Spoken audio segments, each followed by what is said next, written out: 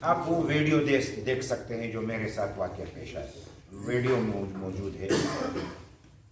میں وہی بیان کروں گا کہ جو ہوا ہے. یعنی جلسہ تھا. اکثر ہمیں یعنی جو ہم جلسہ کرتے ہیں تو انتظامیہ کو آگاہ کرتے ہیں.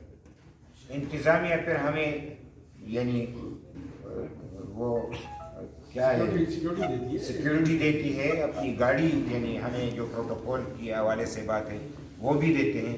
اور یہ واک گیٹ کے حوالے سے جو کہ اکثر ہمارے جلسے کے یعنی ابتدا میں وہ لگا ہوتا ہے. ایسا کچھ بھی نہیں تھا.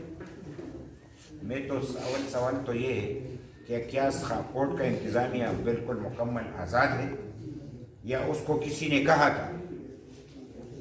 اس میں تو کوئی اور بات تو نہیں ہو سکتی کہ اگر مجھے سارے پاکستان میں سیکیورٹی ملتی رہے اور میں اس اعتبار سے یہ بات کروں کہ مجھے سیکیورٹی ایجنسیوں نے بھی بڑا پیار دیا, مجھے پولیس والوں نے بھی بڑا پیار دیا, مجھے لیویز نے بھی بڑا پیار دیا, مجھے ایف سی والوں نے بھی بڑا پیار دیا. جہاں بھی جاتا ہوں وہ اپنے بساط کے مطابق جو مجھے خطرہ ہے اسی کی بنیاد کو مد نظر رکھ کے وہ کافی سارے اقدامات اٹھاتے ہیں.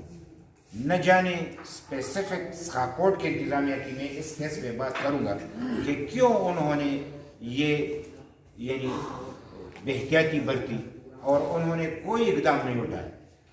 اور جب یہ پاگل بندہ, جو میں خود کہہ رہا ہوں تقریر میں کہ اب پاگل بیچ کے ہمیں ماریں گے, یعنی سیدھی سادے لوگ ختم ہو گئے کہ پاگل بیچ کے ماریں گے. تو پھر پاگل سے پتہ چلا کہ جب اس نے وہ کھڑا ہوا تو مجھے کہا کہ بات بند کرو اور وہ باتیں آپ سن بھی سکتے ہیں, اور پستول تان لیا. تو ہمارے ساتھی اتنے چابک دست تھے کہ وہ فوراً انہوں کو پکڑا, پھر پستول ان سے لیا اور ہمارے ساتھیوں نے اس کو اٹھا کے یعنی جلسے سے باہر پولیس کے حوالے کیا.